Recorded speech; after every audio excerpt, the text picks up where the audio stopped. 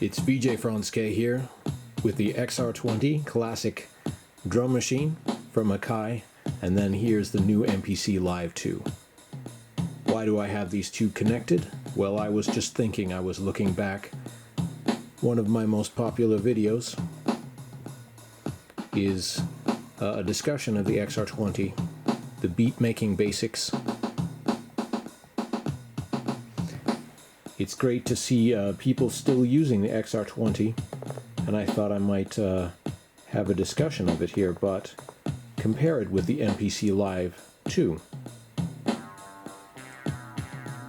Because these are both portable MPC style devices. For a while the only really portable MPC was the 1000, I believe, but you know, with the MPC Live standalone, you were able to take your MPC style beat making anywhere you want it to go, and it's really amazing. And then MPC Live 2, you can hear I'm using these speakers, built-in monitor speakers. The sound is really good. And of course it sounds even better when you plug it into your monitors or your club system to get the full-size sound there. But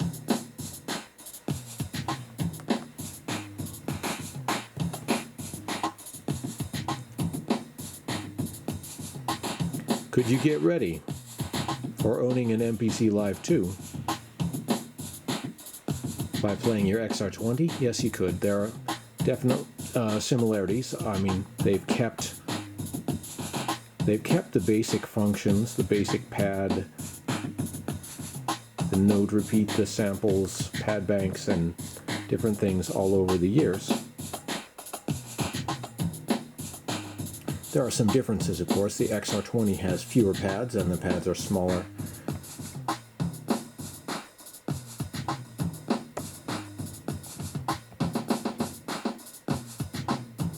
Trying to remember if these are pressure sensitive at all, but I mean, it's a rather inexpensive unit, and it's kind of outdated now, but people are still using it apparently, so more power to you.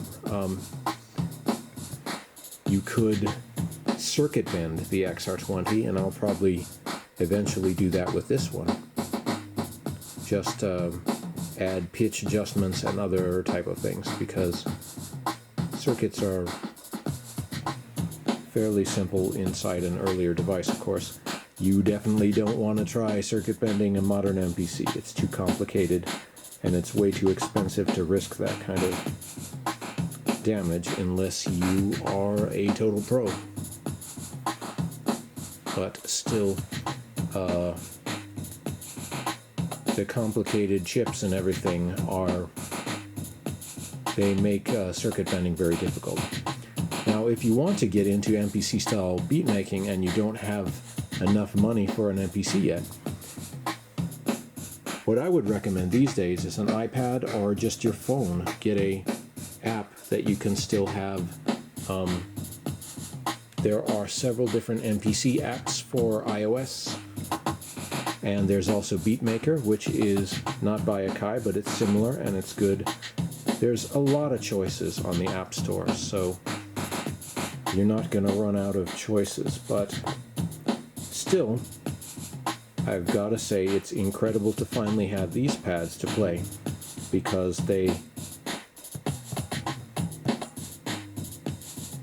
with the aftertouch and everything, it's very easy to be able to.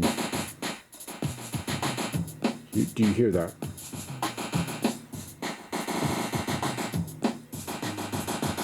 With the aftertouch, I can vary the amount of loudness. The velocity is what you call it.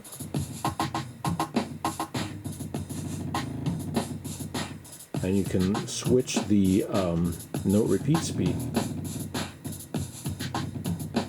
to do the riffs.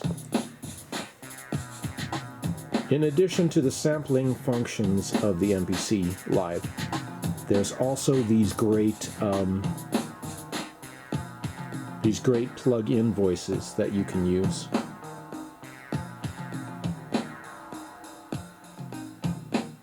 emulation of classic Rhodes piano, Wurlitzer, that sort of stuff, and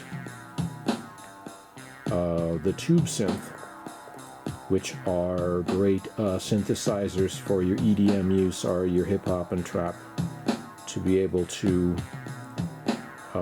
do that. And with all the details of, let's see, where am I here?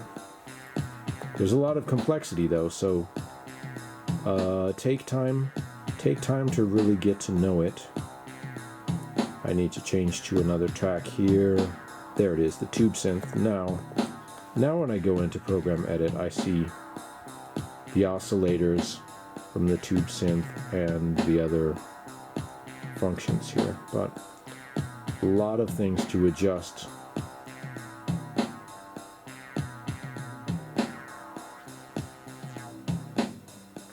And great pack-in sounds. People always ask me, how do I put more sounds into my XR20? And the answer is, you can't.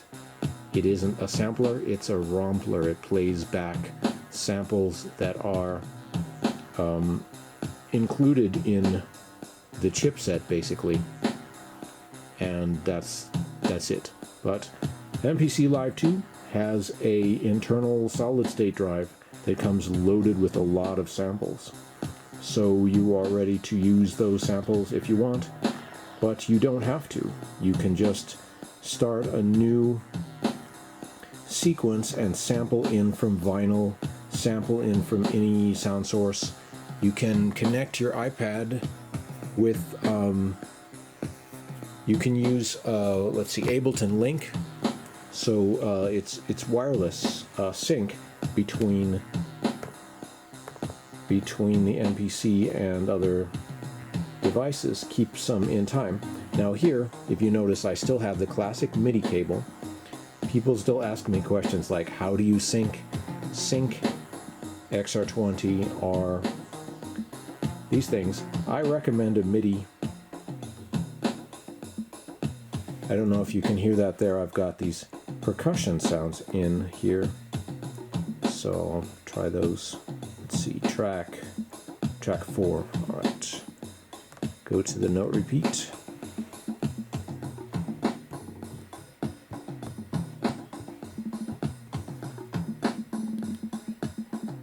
I still wish I had a dedicated switch there to choose the speed of the note repeat.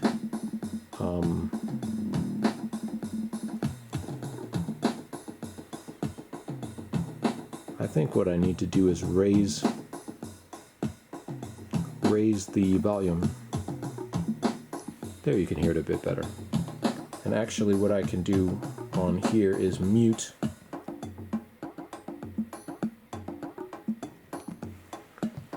So I've muted now the XR20, which I have connected by audio cable in here. After I'm done with this session, I'm just going to dub over the sound of the XR20 into audio tracks here on the MPC Live 2. You have two kinds of tracks. You have audio tracks, you have MIDI tracks, which are internal instruments. Your drum pad banks, and then your tube synth and your electric synth. What is it called?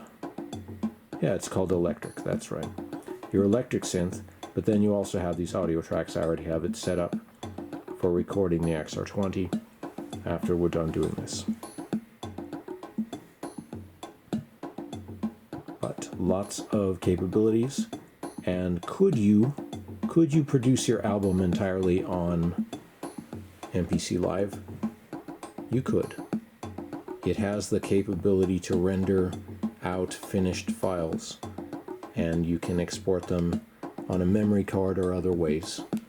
It's I've been trying to do that, and there is a learning curve, and I don't know, I still think it's a bit easier to use Ableton Live to do all the mixing and chopping and stuff like that, but they have their own software that you can use on your desktop PC or Mac. But could you get by without using your PC or Mac? Basically, you could. You still would probably need to use that desktop computer to upload to SoundCloud or wherever you're going to show your music, but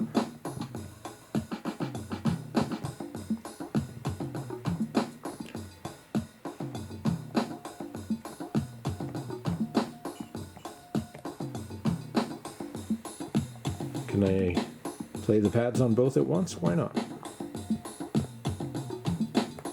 Just got to remember how to get to my different layers here.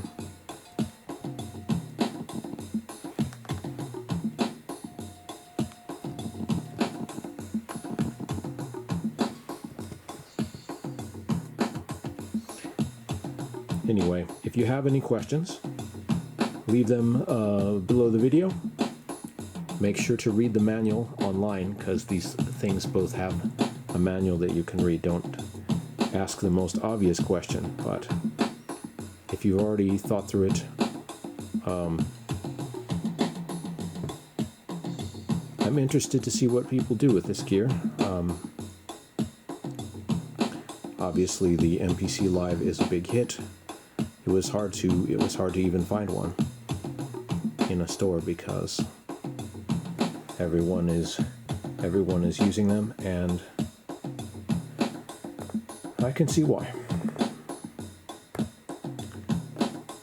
BJ Franz K signing out for now with the classic XR20 meeting its distant modern relative, the MPC Live 2. But you could still have a great time using the XR20, I would say, though it does seem a bit limited these days. But circuit bending, just don't blame me if you short circuit it. You have to be careful. And of course, iPad apps, I do recommend them. There's amazing amounts of music stuff on there, but yeah, still, once you get to like the feel of the real pads, the pads on the screen aren't quite as good. The other thing is that notice that your fingers get the feel for where everything is. It's muscle memory, as they say. And then you're able to do a lot of things very fast. And I'm still pretty new on using the MPC Live 2, so my hands don't know where all of the other basic controls are. But the pads themselves, it's a very natural sort of control. Notice that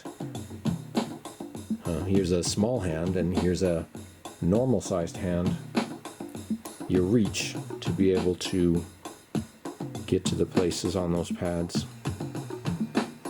And you can arrange it how you want. You can change the placement of the samples and move them around, delete the ones that you don't care about, because a lot of these sound banks include a bunch of other sounds that aren't really necessary for what you are doing. So why would you waste your memory and hard drive space with a bunch of extra sounds in the kit that you don't really need? You could change on your program editor sample, you could delete a lot of sounds, save yourself a bunch of memory that way. Always think cleverly.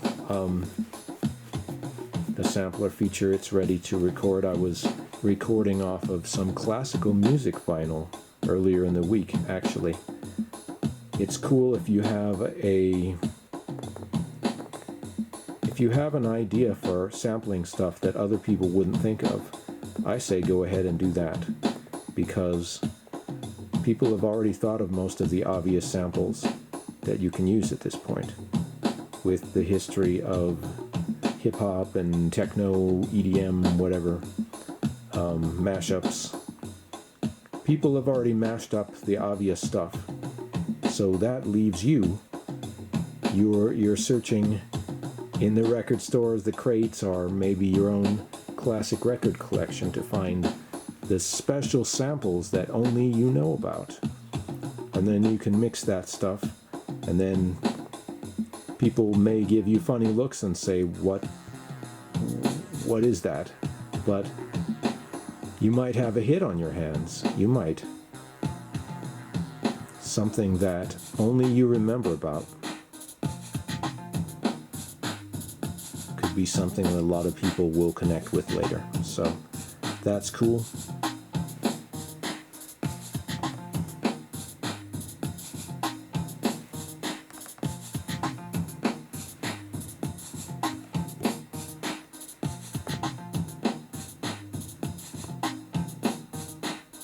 BJ Franz K out now, and I'll see you later. Please subscribe. Consider subscribing to me on Patreon. I'm going to have a lot more interesting features on my channel very soon.